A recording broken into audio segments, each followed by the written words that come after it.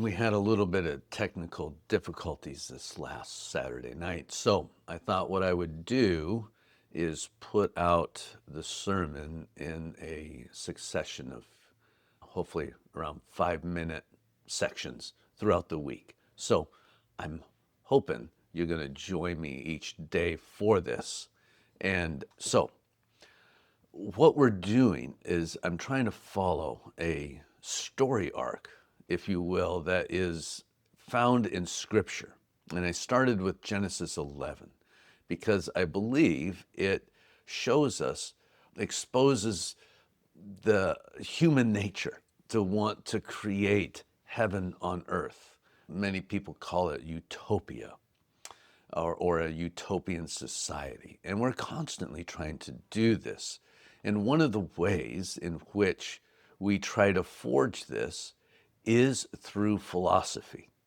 And so, what I would encourage you to adopt is this understanding that you're all philosophers. Don't read that we're all good philosophers, but we're all philosophers. And what I mean by that is everything that you say, everything you do is driven by a reason. You may not understand those reasons or know them, but there's a reason behind everything we say and we do.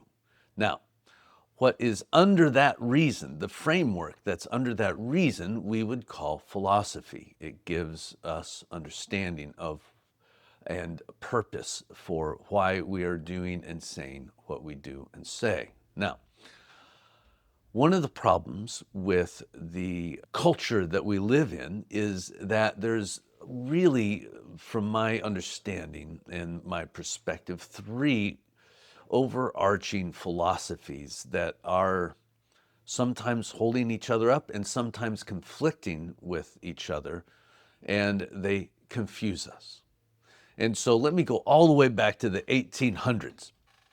And as we look at the 1800s, they were coming out of the Dark Ages, and we come into this philosophy called modernism. Now, modernism, and trust me, this is not a philosophy course.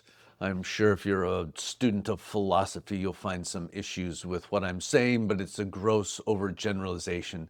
However, it's going to give us a framework through which to understand John chapter 1 that we're going to get into. So we come out of the Dark Ages, we adopt this idea of modernism. And you would think of modernism as the rise of science, reasoning, progress. All of a sudden, we as humans were thinking, oh, we can develop systems to create a better world. And we can understand the world through science and through reason, and then build systems to make a tower that goes into heaven, that reaches into heaven. And so modernism, and they had that going for a few hundred years, but what they found was as they delved deeper into science and reason and whatnot, they couldn't find purpose in it. They certainly did find some amazing things that modernism gave us. Science, it's an amazing system to live within and understand the world that our God created. However, it didn't naturally give them purpose. And so as they're in this quandary where they're learning things, but there's a hole in their soul that needs to be filled up with purpose, they decide, okay, we're going to move into this. And they didn't name it existentialism, that came in later, but they decided we're going to need to find purpose. And so they couldn't find it within science. It was just explaining what was in the world. They couldn't find it in reason because nobody could agree on anything. And so what they ended up doing is saying, okay, you guys just decide, just take a blind leap of faith into what you want your purpose to be.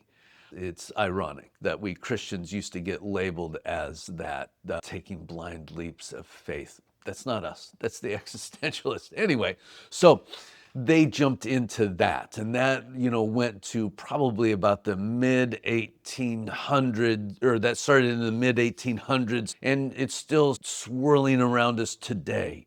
We don't have the Marlboro cowboy anymore, but he is a picture of that existentialistic idea. And so then what started to arise, because modernism didn't answer everything and didn't bring our utopian society, existentialism didn't. It at times would even spark world wars. So then what started to emerge is what we call a philosophy called postmodernism. And so they were seeing that we weren't building these towers to heaven and making it. So what they did was, the postmodernists, they are a bit more cynical. And they saw that the organizations that we were making through modernism and the purposes that we were jumping into in existentialism were not creating this utopian society. And so what they did was they stood back and they didn't really do as much as they tried to deconstruct what was going on. And for the purposes of the teaching this week, I'm going to focus on how they see language. And they see language as not really finding truth, reason, and objective truth, if you will, but they saw language as systems to exert power. And so everybody has their language, and we're going to look at this idea of a prison, your language being a prison cell. However, that'll be later. But the postmodernists aren't so interested in truth as they are just thinking that whatever you're saying, whoever you are and whatever group you're a part of, well, that is just trying to exert power over the other groups. Okay, so we have modernism, we have existentialism, and then we have postmodernism, and sometimes they agree. A lot of times they do not agree, and we're just picking and choosing from whatever suits the situation and our like at the same time, and it makes us a bit philosophically schizophrenic. And it's a lot of what I believe we see in our culture that is swirling around us. And so, Babel, trying to build these towers to heaven. And so what I think is going on in our culture is we are in a very confused state. And that's why you see a lot of unrest swirling around us, as I've said.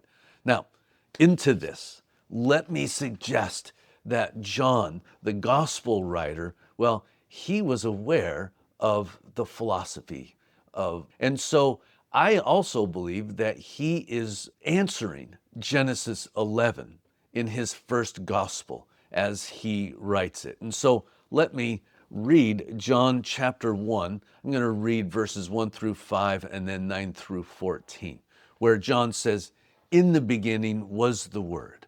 The Word was with God, and the Word was God. He was in the beginning with God.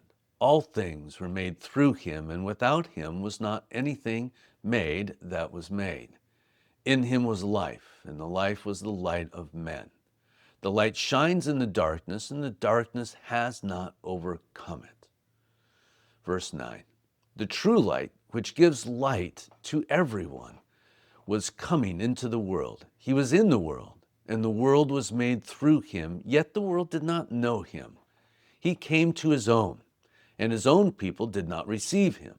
But to all who did receive him, who believed in his name, he gave the right to become children of God, who were born not of blood, nor of the will of the flesh, nor of the will of man, but of God. And the Word became flesh and dwelt among us, and we have seen his glory, the glory as the only Son from the Father, full of grace and truth." So, John introduces Jesus, our answer, as the Christian answer to really everything, right? And so what he does is, I believe he is answering this issue that we have with humanity that is seen in Genesis 11. God came down and confused their language. So John introduces Jesus as the Word that is going to sort out our confusion. Tomorrow, we'll get into what this Greek word and idea called logos means. But I see I'm already twice as long as I thought I would be. So I'll leave you with this, and tomorrow we'll look more at what John was trying to say when he was using the word logos. All right, guys. Well, God bless you, and I hope to see you tomorrow. Have a great day.